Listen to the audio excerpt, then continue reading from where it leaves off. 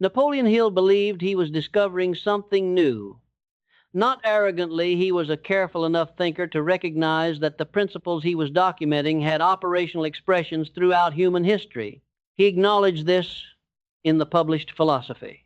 The burning desire, the organized planning, the mastermind, the going the extra mile, the cosmic habit force, these were not invented in the early 20th century.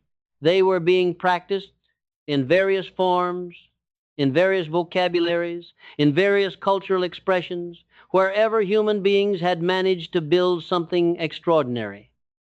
But he believed the specific, systematic, empirically documented, across 500 lives confirmed articulation of these principles as a coherent, interconnected philosophy. The specific, here is what works, and here is why, and here is the evidence framework was new. That what he was producing was the first available account of the extraordinary life's practical architecture that rested on the specific, research documented. This is what the data actually showed empirical foundation, rather than on tradition, intuition, or inherited wisdom. In this, he was both right and wrong. He was right that the systematic, empirically documented, research-grounded articulation was new.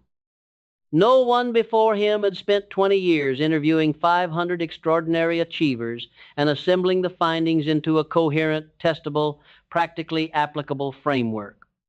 The research was genuinely new. The evidence base was genuinely unprecedented. He was wrong, or more precisely, he did not fully know that every one of the 5 core principles the research had produced was already present with the precision of a careful empiricist rather than a vague moralist in a text written approximately 3,000 years before his birth, the book of Proverbs. The Hebrew wisdom literature's most practically oriented, most observation-based, most economically direct text compiled across several centuries from the observations of a tradition of careful watchers of human behavior, attributed primarily to a king who was reported to have studied and cataloged and systematized the patterns of human flourishing with the same empirical ambition that Hill brought to the 20th century contains, in specific verses whose Hebrew words reveal a precision that the English translations often soften into a more general wisdom, 5 specific, direct. This is the mechanism. Articulations of the 5 principles that Hill spent 20 years deriving from the data. Not loose parallels, not the kind of if you squint at both text from the right angle similarity that the inspirational tradition produces with more enthusiasm than precision. The specific Hebrew word level, this is what the text actually says, precision of 5 statements that describe with the economy of genuine wisdom exactly what Hill's research produced with the comprehensiveness of genuine empiricism. 3,000 years between the texts, the same 5 principles, the same mechanisms. This video presents all 5. Before presenting the pairings, one important account of what kind of text the book of Proverbs actually is, because the understanding of its character is what makes the parallel significance most clear. Proverbs is not primarily theology in the sense that Genesis or Psalms or the prophetic literature is theology. It does not primarily concern itself with the nature of God, the history of Israel, or the specific covenant organizing. This is what God requires quality of the more explicitly religious text. Proverbs is observation. The specific, this is what we have seen, repeated enough times to state as a pattern quality of the empirical observer who has watched long enough and carefully enough to be confident in the generalization.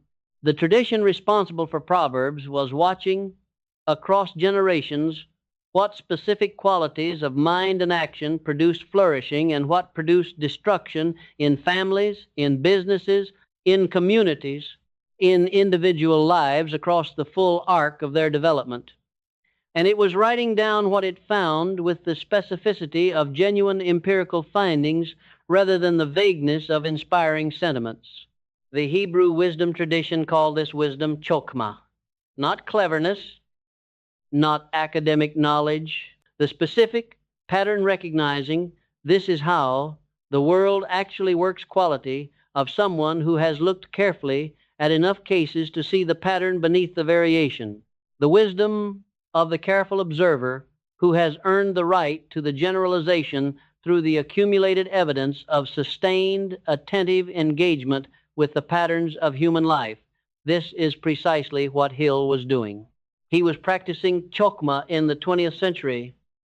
He was watching, across 500 carefully studied cases, what specific qualities of mind and action produced the extraordinary financial life and what produced the ordinary one, and writing down what he found with the empirical specificity of the researcher rather than the aphoristic compression of the wisdom teacher. The method was different. The subject was the same. The findings converge. And the convergence is the most direct available evidence that what both traditions found is genuinely true, not culturally contingent, not era-specific, not the product of the researcher's assumptions or the tradition's biases, but the actual, consistently operating. This is how the world works pattern that careful observation consistently reveals regardless of the observer's epoch. The first principle, burning desire, the Proverbs text. Where there is no vision, the people perish. Proverbs 29-18. The Hebrew word translated as vision in this verse is chazon, a word whose semantic range reveals a precision that the English translation's single word vision can only partially carry. In the Hebrew wisdom and prophetic tradition, chazon referred specifically to the received, God-given direction, organizing communication that gave the prophet or the leader or the community its specific, this is where we are going, organizing principle. Not a vague aspiration, not a comfortable dream. The specific, received, this is the direction quality of the clear, organizing vision that makes the life or the community's energy cohere around a single direction rather than dissipate across the undirected field of competing impulses. The word translated as perish is para, and this translation, while not wrong, softens the word's most specific meaning. Para means to let loose, to unrestrain, to run wild in the specific sense of the energy that has been released without direction. Not immediate death, the compound dissipation of the directionless energy that runs freely in all directions simultaneously and produces through its freedom from the organizing direction exactly the outcome that the freedom from direction always produces, the specific, nothing compound advancing, everything dispersed quality of the life or community whose energy is present but undirected. Where there is no chazon, no organizing, direction giving, energy coherencing vision, the people para, they run loose, they disperse, they drift. This is the drifter in Hill's vocabulary, stated in 10 Hebrew words. Hill's specific account of what the absence of the burning desire produces is identical in mechanism to what Proverbs describes. Not immediate destruction, but the specific compound dispersing direction absent quality of the capable, energetic, genuinely motivated person whose energy runs loose in all directions simultaneously and produces through its directionlessness the specific, nothing being built, everything being attempted quality of the drifter who is always busy and never building. The burning desire, the genuine, source-audited, most genuinely mine quality of the specific direction that Hill called the definite chief aim and that the wisdom tradition called the chazon is what converts the capable, energetic person from the para quality of the unrestrained to the compound quality of the directed. Without it, the people run loose. Without it, the compound dissipates. Without it, the extraordinary financial life, however much capability exists to produce it, is perpetually deferred by the absence of the one organizing principle that converts the available energy into the compound trajectory. Proverbs 29 to 18. Hill's burning desire chapter, the same observation. 10 Hebrew words, 20 years of research. The second principle, organized planning, the Proverbs text. The plans of the diligent lead to profit as surely as haste leads to poverty. Proverbs 21 to 5. The Hebrew word mahshavoth, translated as plans in this verse, is more specific than the English suggests. Its root is chashav, which means to think carefully, to calculate, to devise with the specific, organized, this is how I will proceed quality of the deliberate architect rather than the reactive responder. The mahshavoth of the diligent person are not vague hopes or casual intentions.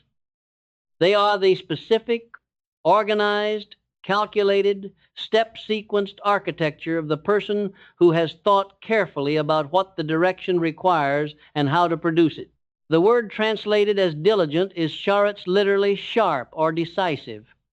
The diligent person in Proverbs is not merely hard-working. They are the specific, decisive, this is what I am doing quality of the person whose plans are the product of the organized, deliberate, calculated thinking that the compound trajectory requires. And the contrast in the verse is the specific, economically direct, both directions of the principal accounting that makes this verse the most financially precise statement in Proverbs. The plans of the deliberate lead to profit as surely as haste leads to poverty. Not might lead to profit. With the specific mechanism naming, this is the reliable pattern certainty of the observer who has seen enough cases to state the correlation as the reliable outcome. The organized plan produces the compound profit. The haste, the specific, unplanned, reactive, no time for the organized architecture quality of the person who acts without the mahshavoth produces the poverty as reliably as the organized plan produces the profit. Hill's organized planning chapter makes the identical claim with the research-grounded specificity of the empirical documentation. The organized plan is the specific mechanism that converts the burning desire's direction into the compound advancing sequence of specific, this is the next step actions that produce the extraordinary financial outcome. The absence of the organized plan, the haste of the person who acts without the plan's organization, produces not the accelerated outcome of the impatient action, but the specific compound interrupting direction, absent quality of the activity that is busy without building. The mahshavoth of the charuts, the organized plans of the deliberate person, leads to profit. Charuts, mahshavoth, the plans of the sharp, decisive, organized architect. Hill's organized planning, the same principle. One verse, one chapter, 3,000 years apart. The third principle, the mastermind, the Proverbs text, as iron sharpens iron, so one person sharpens another. Proverbs 27 to 17. This verse is the most precise, available statement of the mastermind's mechanism in any text from any tradition. Not because it is the most extensive discussion of the principal Hill's Mastermind chapter is far more comprehensive, but because it names the mechanism of the third mind with a metallurgical accuracy that 10 additional chapters of analysis could not improve. The sharpening metaphor is not casual. It is the specific, physical, this is how sharpening actually works precision of someone who understood metallurgy well enough to make the metaphor mechanistically accurate. Iron sharpens iron through the specific, friction-producing, edge-refining quality of the contact between two sufficiently hard surfaces. The soft material cannot sharpen iron. The contact produces no edge because the soft material yields without providing the resistance that the sharpening requires. Only iron, the complementary capability, sufficiently hard, different enough to produce friction quality, of the genuine mastermind member produces the edge. The metaphor captures three specific, essential qualities of the genuine mastermind that Hill's research confirmed. The members must be complementary in capability. Iron must meet iron, not iron meeting soft clay. The contact must produce friction. The sharpening occurs through the genuine challenge-producing, not merely confirming quality of the engagement, and the result must improve the capability of both. Iron sharpens iron. The process is mutual, not extractive. Hill's specific account of what the mastermind produces the third mind, the emergent intelligence that exceeds what any individual in the group could produce alone, is the organized intelligence that results from exactly this process, the complementary, friction-producing, both improved by the engagement contact of the genuine mastermind members. The person who surrounds themselves with people who simply agree the soft material meeting the iron produces no sharpening. The person who surrounds themselves with people who are genuinely complementary, genuinely honest, genuinely hard enough to produce the friction that the sharpening requires, produces the edge that no amount of solo deliberation produces. As iron sharpens iron, so one person sharpens another. Hill's mastermind in 10 words. 3,000 years before the principle had the name Hill gave it. The fourth principle, going the extra mile, the Proverbs text. A generous person will prosper. Whoever refreshes others will be refreshed. Proverbs 11:25. The Hebrew behind this verse rewards the careful reading with a precision the English translation renders only partially. The phrase nefesh berachah, usually translated as generous person, is literally a soul of blessing. Not merely the person who gives generously, the person whose deepest nature, whose soul level quality is the specific, voluntary, this is who I am in my relationship with others, orientation of the one who brings blessing to every encounter. This is Hill's going the extra mile, not as a technique, but as a disposition, the specific identity level. This is how I show up quality of the person who renders more and better service than is required, not because they have calculated the return, but because the rendering of genuine value is the most natural expression of what they most genuinely are. The word translated as prosper, dashen, means literally to be made fat in the specific ancient Near Eastern abundance-producing, more than sufficient quality of the person whose generous, blessing-bringing nature returns the specific compound, disproportionate to the investment abundance that the law of increasing returns describes. The second half of the verse names the mechanism explicitly. Whoever refreshes others will be refreshed. The refreshing, the specific, genuine, value-creating, going the extra mile quality of the engagement returns as refreshment to the one who gave it. Not because the refreshment was given in expectation of return, because the law of increasing returns, the compound, socially mediated, reciprocity-based, disproportionate return quality of the generous engagement is not a choice. It is the mechanism. Hill's law of increasing returns operates identically. The person who renders more and better service than is required activates the specific social reciprocity-based compound return-generating mechanism that produces returns disproportionate to the investment, not because the investment was calculated to produce the return, because the law operates on the basis of the investment's quality, not the investor's motivation. A nefesh berachah will be dashen. A soul of blessing will be abundantly provided for. Whoever refreshes others will be refreshed. Hill's going the extra mile. The law of increasing returns. One verse. 3,000 years apart. The fifth principle, cosmic habitforce. The Proverbs text. Train up a child in the way he should go, and when he is old, he will not depart from it. Proverbs 22:6. This verse is the single most direct available statement of the cosmic habitforce principle in any text from any tradition. And the precision of the Hebrew, examined carefully, reveals a mechanism that is more specific than the English translation's most common reading suggests. The word translated as train is chanoch, a word that means more precisely to inaugurate, to initiate, to dedicate in the sense of setting something on the course it is meant to follow. The Chanukah celebration takes its name from this same root, the dedication of the temple, the setting of it on the course it was built for. The chanoch of the child is not the casual instruction of the parent who happens to give advice. It is the specific, deliberate, this is the direction I am establishing quality of the dedicated initiation that sets the child on the course their nature most genuinely requires. The phrase "in the way he should go," literally, according to his way, in the Hebrew, is the most personally specific dimension of the verse, not the generic way of virtue and wisdom. The specific, this child's particular nature, what they were most genuinely made for way.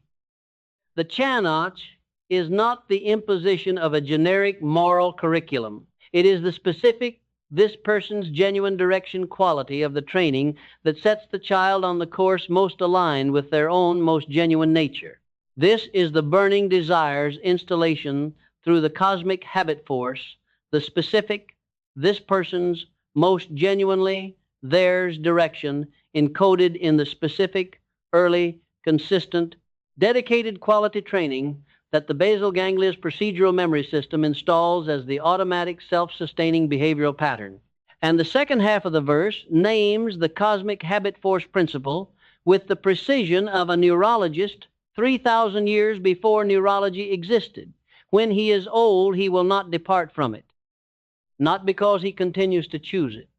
Not because he continues to deliberate about it and consistently chooses the trained direction over the alternatives.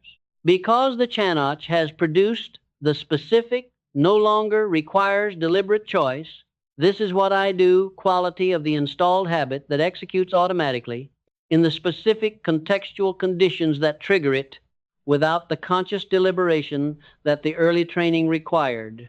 When he is old, he will not depart from it.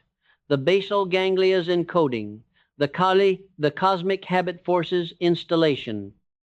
The specific, once sufficiently trained, no longer requiring deliberate choice quality of the behavior that has been inaugurated correctly and has been compounding across the years of the building into the automatic, self-sustaining, extraordinary life-producing habit. Hill's cosmic habit force in 11 Hebrew words. 3,000 years before the neuroscience of habit formation had a name for what Proverbs was describing. 5 principles, 5 verses, 3,000 years. The convergence is not coincidence. Both the Proverbs tradition and Hill's research were doing the same thing, observing carefully across enough cases what actually produces the flourishing life and what produces the failing one, and recording what they found with the precision their respective methods allowed. The wisdom tradition had the aphoristic compression and the 3,000-year accumulation of observation. Hill had the systematic research design and the 500-case empirical documentation. What they found was the same, because what they were observing was the same. The patterns of human flourishing do not change with the epoch. The principles that produce the extraordinary life in first century Palestine produce it in 21st century America for exactly the same reasons, because the human brain that the principles operate on and the social and economic world that the principles engage with have the same fundamental architecture in both contexts. The chazon, the burning desire, produces the compound trajectory in the same way in every culture and every century, where it is genuinely present because the RAS's directional calibration and the dopaminergic approach, motivation, and the Hebbian strengthening of the consistently practiced direction operate on the same neural architecture regardless of the cultural context. The mahshavoth of the charuts, the plans of the deliberate, produce the profit in every context where the organized action and the compound mathematics of the consistent step-sequenced effort operate, which is every context where human effort and material outcomes have the relationship that the physical and economic world produces. The iron sharpening iron, the mastermind's complementary engagement, produces the third mind in every context where two sufficiently different, sufficiently capable, sufficiently honest people engage with the specific friction producing both improved quality of the genuine intellectual partnership. The nefesh berachah, the soul of blessing, the going the extra mile quality produces the compound abundance in every context where the social reciprocity mechanism and the law of increasing returns operate on the specific, genuine, voluntary, more than required quality of the engagement that Proverbs describes and Hill documented. And the chanoch, the inaugurating, dedicating, this is your nature's direction training, produces the old age sustaining, no longer departing from it quality of the installed habit in every context where the basal ganglia's procedural encoding operates on the consistently, genuinely, direction correctly practiced behavior, which is every context where a human brain exists and practices, the principles are true, because the world that they operate in is the same world in both epochs. And the confirmation of their truth from two independent observations, one ancient, one modern, one aphoristic, one empirical, one from the wisdom of careful watchers, and one from the research of a careful interviewer, is the most direct available evidence of their genuine, era-transcendent, culture-independent validity. There is a specific dimension of the convergence that is worth addressing directly, because it is the question that the intellectually honest reader will bring to this pairing. Did Hill know Proverbs? The honest answer is that the research does not allow certainty. Hill was educated in a Southern Baptist context, and the biblical text would have been familiar to him in the cultural sense of someone whose tradition was saturated with the Scripture, even for those who were not theologically trained. Whether he specifically studied Proverbs as a text or recognized the parallels between the wisdom literature and his own research findings is not something the documented record confirms. What the documented record does confirm in the private journals, in the Carnegie conversations, in the specific language of the published philosophy's later chapters, is that Hill became increasingly convinced, as the research deepened, that the principles he was documenting were not new discoveries, but the empirical confirmation of ancient truths. He wrote, in language that this channel has rendered across multiple episodes, about the specific, already known before I found it quality of the understanding that the 29 years had produced. Whether he would have pointed specifically to Proverbs as the text that anticipated his findings most precisely is something this video cannot confirm.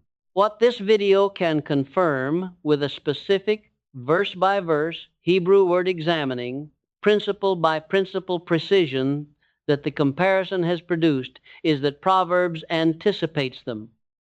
That the 5 core principles of the philosophy this channel documents are present in 5 specific verses of the Hebrew wisdom literature, stated with a precision that the English translations render incompletely, that preceded Hill's research by 3,000 years. He was not the first to find what he found.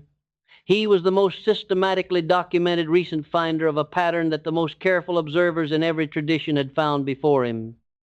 The practical dimension of this convergence, the specific, this is why it matters for the person building the extraordinary financial life quality of the Proverbs Hill parallel, is the most important section of this video for the person who has been implementing the philosophy and wants the deepest available account of why the principles are as reliable as they are. The convergence is the evidence of the principles' universality, not their cultural familiarity, their rhetorical elegance, or their motivational appeal, their universality. The specific 3,000-year independent observations confirming quality of the parallel is the most direct available evidence that the principles are not the product of Hill's research methodology or cultural context, but the underlying era-transcendent, this is how the world actually works patterns that careful observation reveals regardless of the observer's century. The Cosmic Habitforce works because the basal ganglia encodes practiced behavior as automatic and the basal ganglia operated the same way in the Solomon era as it does in the present. The Mastermind works because complementary intelligence produces emergent insights, and the third mind was available to two iron-sharpening, iron-engaged people in the Jerusalem of 3,000 years ago as it is in any 21st century mastermind. The burning desire works because the RAS calibrates the attention toward the genuinely installed direction, and the chazon organized the community's energy in the same way in ancient Israel as the definite chief aim organizes the individual's energy today. The principles are not motivational tools. They are the description of how the world works. And the world working this way has been observed carefully and repeatedly and independently across the full span of recorded human history. Implementing the philosophy is not the adoption of a recently developed self-help system. It is the alignment with the oldest available documented account of what the extraordinary life actually requires, confirmed by 3,000 years of independent observation from every tradition that has watched carefully enough to see the pattern. This is why it works. Not because Hill was persuasive, or because the philosophy is inspiring, or because the 500 lives are impressive. Because the principles the research documented are the principles the world actually operates on, and the world has operated on them for as long as people have been paying careful enough attention to notice. The specific, immediately actionable thing this video asks is the 5-verse audit. Write out the 5 verses, not the Hill equivalents, the Proverbs verses. In the translation that most naturally speaks to you, read each one slowly with the attention that 3,000 years of the wisdom tradition's observation has earned.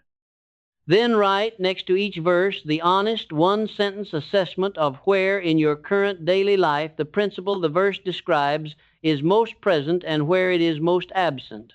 Proverbs 29:18. Is the chazon, the specific, organizing, direction-giving, compound coherencing vision present in the daily life? Or is the para-quality, the loose, undirected, everything, attempted, nothing built quality, the more accurate description of the current daily energy? Proverbs 21:5. Are the mahshavoth of the charuts the organized, calculated step sequence plans of the deliberate person organizing the daily action?